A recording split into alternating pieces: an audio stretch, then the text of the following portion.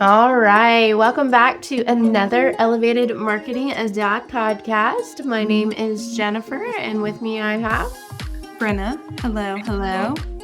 And we like to simplify complicated digital marketing topics to help yourself grow. If this is your first show, welcome. Thank you for coming. Today, I think, is a subject that anybody that does social media or is a business owner and thinking about social media, or even a marketing manager, we're all about efficiency. We have a lot that we have to do. And so we want to talk about, we probably won't get through all 20. We're probably going to have to go to the blog post to get the most. We wouldn't be good marketers if we didn't do that. We're going to talk about like how you can take one blog post and we can repurpose and reuse that blog post in order to make 20 different posts out of one blog post. But Brenna, can you tell us one thing that we really need to get straight about repurposing is not what? It's not reposting. And especially when we're talking about social media, there are repost options, like literal repost functionalities. And that's not exactly the path that we're going down. And it's also not copying and pasting the same thing across all channels. It simply means when you're repurposing, you're reformatting and reframing different insights in order to kind of match your audiences on these platforms, but also just to kind of give a different take or a different perspective, because we all learn in different ways. And so that's kind of where we're headed with that.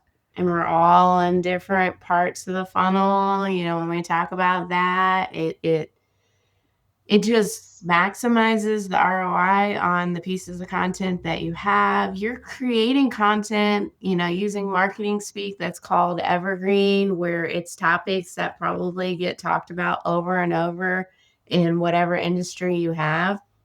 But there's different angles that you can take by that. And so, doing this, like maybe you get a blog post out, but some of these things that we're talking about, you go back and you add those additional things to those pieces of marketing. And now you're starting to get into that multimodal where, you get where you have a podcast, a blog post, a different graphic out of it. And it's about like showing up consistently without reinventing the wheel. And you can reach new segments of your audience who consume content differently, like you said. Yeah, definitely. And I think there too, it's, you're putting in the time and the effort to create this one piece of content, and you wouldn't be doing yourself or that piece of content justice if you just kind of let it set and forget. Yeah. Yeah. So, all right, let's go. Give me the first one. Okay. How about a quote graphic? Now, this might seem a little bit old school, but it still works and it can still be pretty impactful. And so what this really could be is maybe think about a statistic that you're pulling from one of your blog posts. Yeah. And people like numbers. At least, I mean, I know we like numbers. And sometimes, we have audiences that really do kind of fit that as well. And so it could be a statistic. Maybe it's just a really strong quote, or maybe it's a tip. Yeah.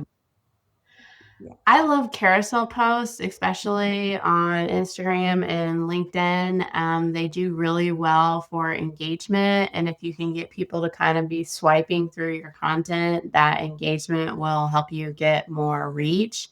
But it's like taking a blog post and breaking down, it can be as little as 3, but it can be as much as 5 and 10, and you're breaking down that concept and kind of doing like a storytelling.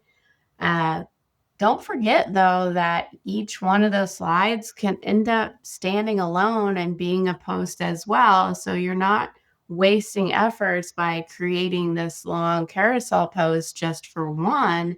You can reuse that into 10 other posts at different times. And trust me, people won't know. They will not remember. They will not see it. Not everybody's going to see your stuff. Right. Exactly.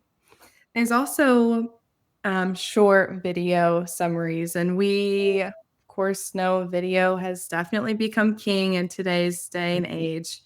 Now, what this could be about is maybe you're just talking to the camera, speaking to your audience about what that blog post is about, or Mhm. maybe you have a tip that you would like to pull.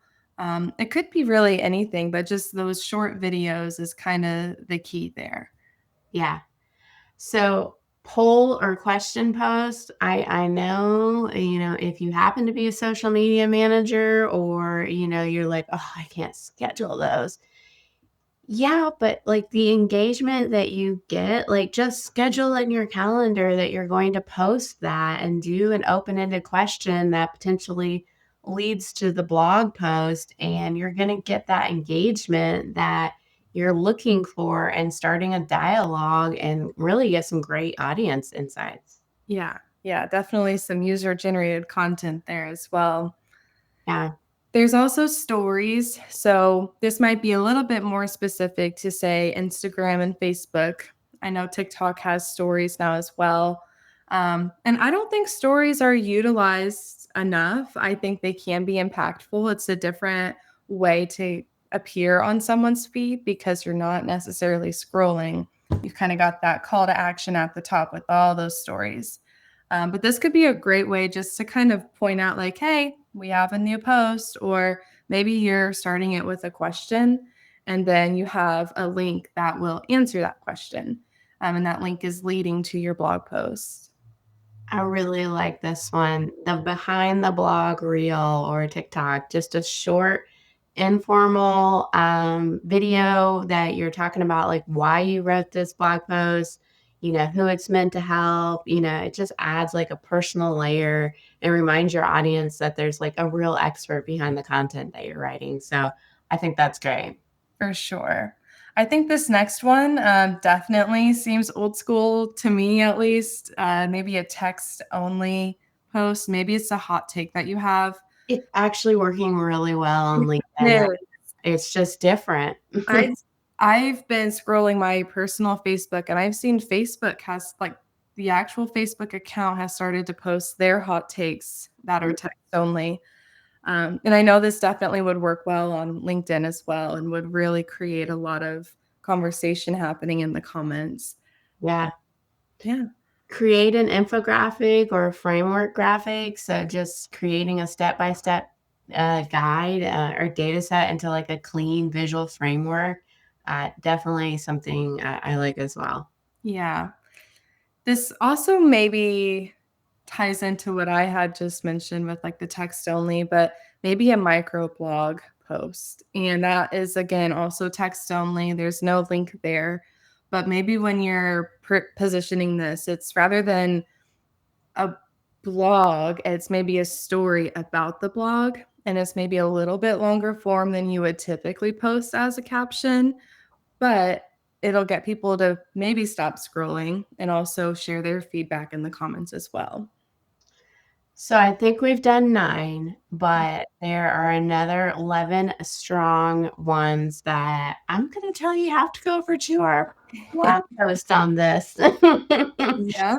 really like some of these other ones. They're great. Of course, I like them. We wrote them ourselves. So, um, yeah, any last minute, I just want to reinforce that message of like staying consistent and staying out there. And it doesn't have to be that complicated.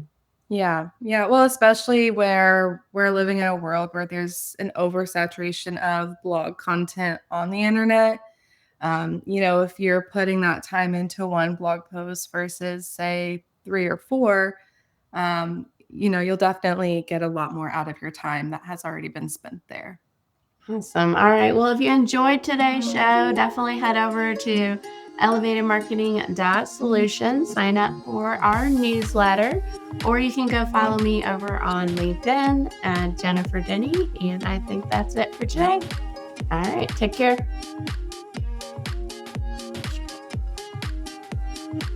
Cool.